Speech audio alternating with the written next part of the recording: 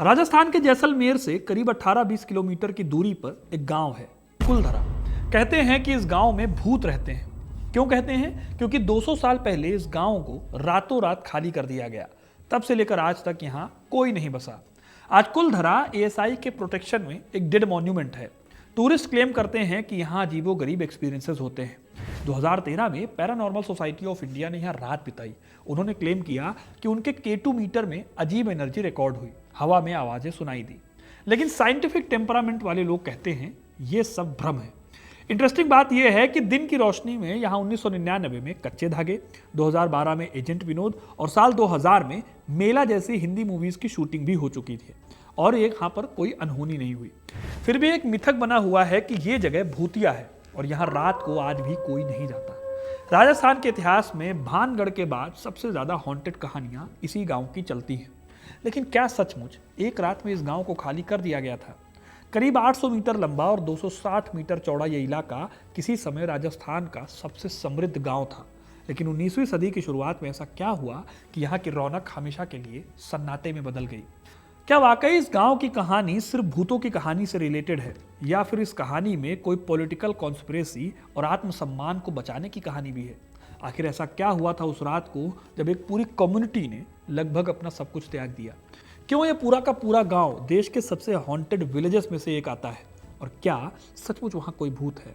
आखिर क्या है कहानी इस कुलधरा गांव की? ये सब हम डिकोड करेंगे आज के इस वीडियो में, तो वीडियो को पूरा देखिएगा, क्योंकि अपना इतिहास नहीं जानोगे तो खुद को कैसे पहचानोगे। दोस्तों, यूपीएससी आज भी इंडिया के सबसे टफ एग्जाम्स में से एक है।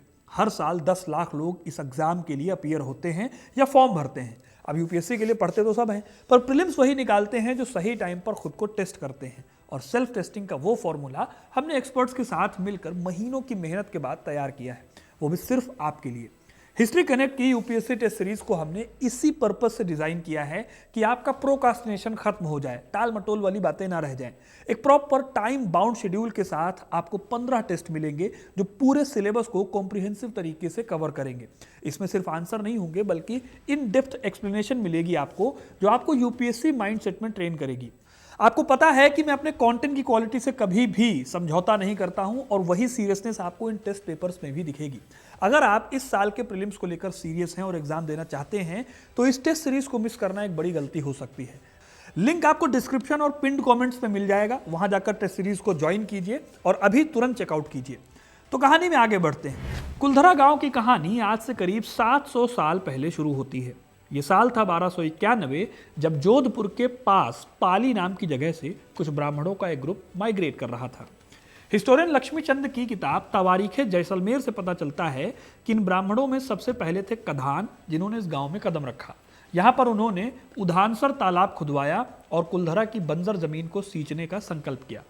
आप इमेजिन करो कि उस दौर में जब रिसोर्सेज ना के बराबर थे, तब रेगिस्तान के बीच एक भरा पूरा गांव बसाने का कितना बड़ा चैलेंज रहा होगा। लेकिन सवाल यह है कि ऐसा क्या हुआ कि जोधपुर से ये ब्राह्मण निकलने को मजबूर हुए।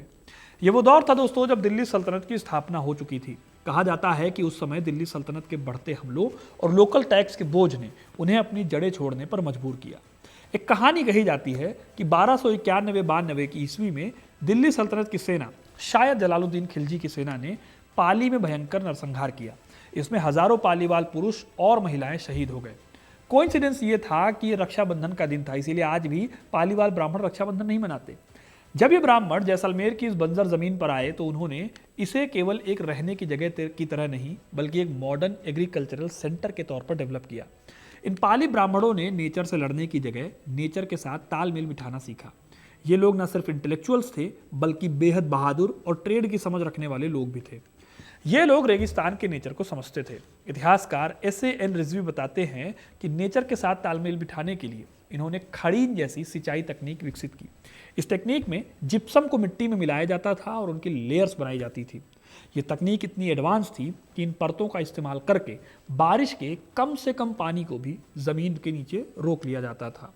इससे मिट्टी में होता यह था कि नमी बनी रहती थी और वो गेहूं, चने और ज्वार की ऐसी फसलें उगाते थे जो उस दौर में रेगिस्तान में उगाना बियॉन्ड इमेजिनेशन था। आज भी आप रेगिस्तान में किसी भी क्रॉप को उगाने के चैलेंज को समझ सकते हैं। तो सोचिए कि 13वीं सदी में ये टेक्निकल चमत्कार किसी करिश्मे से कम नहीं रहा होगा। आगे अगर चलें तो 17वीं और 18वीं शताब्दी कुलधरा के गोल्डन युग का टाइम था। यहाँ की आबादी कुल 1500 से 1600 पहुंच चुकी थी। ये लोग सिल्क रूट के आसपास के होने का पूरा फायदा उठाते थे।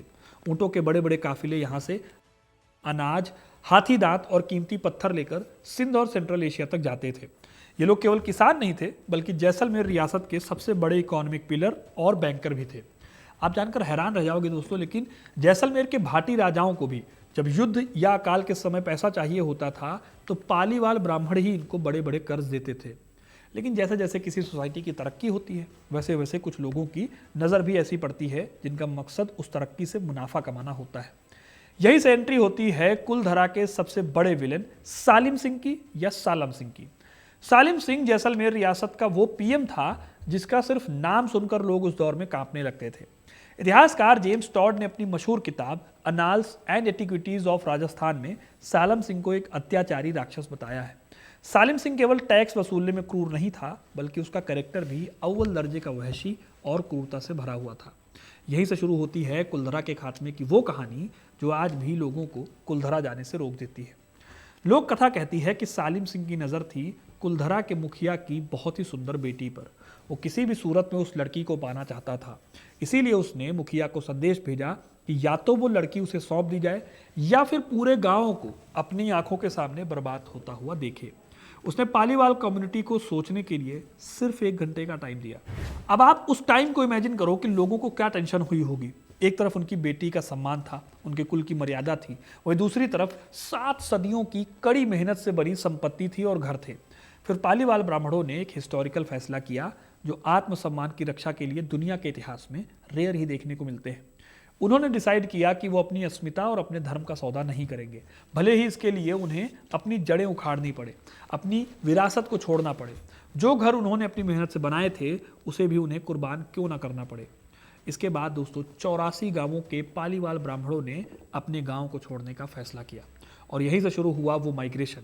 रातों रात हजारों लोगों ने अपने जीवन भर की कमाई को, अपने जानवरों को और जो कुछ भी समेटा जा सकता था उसे लेकर रातों रात अंधेरे में गायब हो गए। लेकिन दोस्तों इस स्टोरी में एक ट्विस्ट ये भी आया कि जाने से पहले उन्होंने इस गांव को एक शाप दिया। उन्होंने कहा कि उनके जाने के बाद फिर कोई दूसरा समाज यहाँ पर बस नहीं पाएगा। लेकिन सवाल आता है दोस्तों कि क्या रातों रात कोई एक पूरे गांव को खाली कर सकता है? क्या सचमुच ऐसा हुआ होगा? इतिहासकार नंद किशोर शर्मा अपनी किताब जैसलमेर द गोल्डन सिटी में इस पूरे इवेंट को थोड़े अलग और ज़्यादा प्रैक्टिकल नज़रिए से देखते हैं। उनका मानना है कि ये माइग्रेशन शायद एक ही रात में नहीं हुआ होगा, बल्कि ये थोड़े थोड़े टाइम में हुआ होगा, मोस्टली कुछ वीक्स में हुआ होगा। गवर्नमेंट रिकॉर्ड्स बताते हैं कि साल 1815 में इस गांव की आबादी 800 थी, जो 1890 आते आते सिर्फ 37 रह गई थी। अब सवाल है दोस्तों कि अगर एक साथ ये लोग नहीं गए तो फिर ये एक रात वाली कहानी क्यों चलती है? इसका एक्सप्लेनेशन देखो ये है कि जब भी कोई बड़ी घटना होती है तो उसके पीछे की वजहों को लेकर तमाम एक्सप्लेनेशंस, तमाम थ्योरीज चलती हैं। यहीं से कुछ कॉन्स्पिरेसी वाली कहानियाँ चलती हैं। ये कहानियाँ टाइम के साथ रिफाइन होते होते एक अच्छी खासी वेल रिटन कहानी बन जाती है, जिसमें थोड़ी सच्चाई होती है और काफ़ी कुछ मिस्ट्री का तड़का लगाया जाता है। इसलिए ऐसा हुआ होगा कि कहानियों में पहले कुछ महीनों का माइग्रेशन हुआ होगा, फिर कुछ हफ्तों में ये माइग्रेशन बदल गया होगा और फिर ज़्यादा सस्पेंस और मिस्ट्री ऐड करते करते ये कहानी रातों रात घर छोड़ने की कहानी में बदल गई होगी।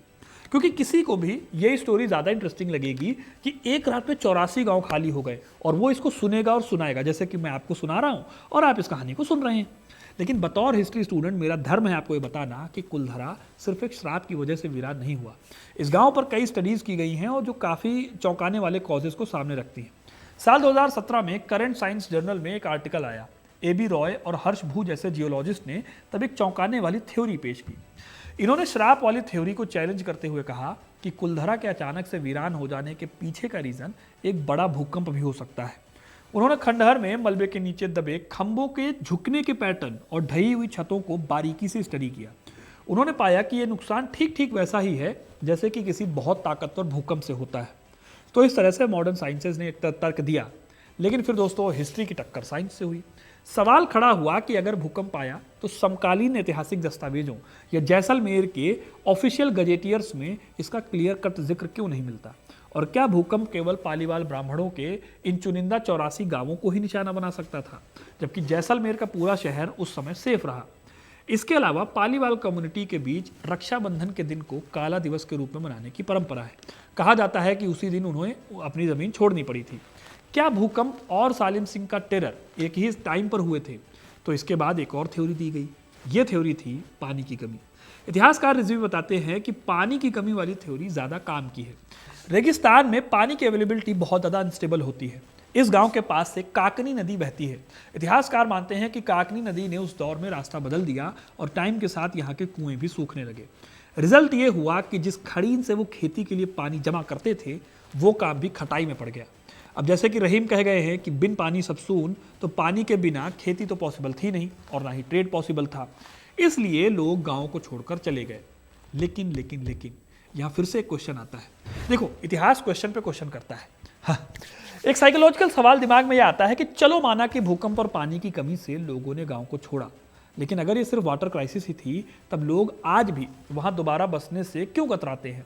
श्राप की वो गूंज आज भी लोगों के मन में क्यों घर किए हुए है? इसके लिए दोस्तों हमें रुख करना होगा इतिहासकार जेम्स टॉड की ओर।